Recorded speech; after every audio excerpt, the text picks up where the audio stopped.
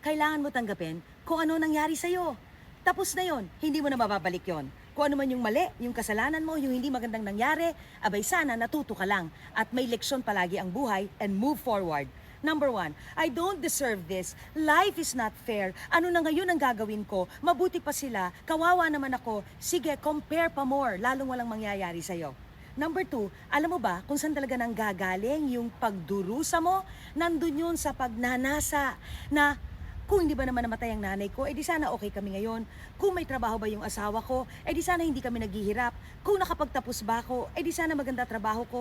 Kung hindi ba ako hiwalay, edi sana hindi ganito ang buhay ko ngayon at napakalungkot.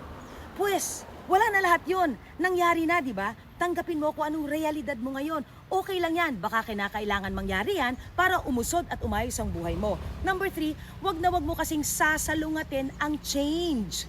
Hindi ka makaka-move forward kung masyado kang nega at wala kang gawin kundi mag-complain. Talagang nagbabago ang buhay. At lahat yan, marami tayong matututunan. Kaya go lang! Magdasal ka din. Think about that.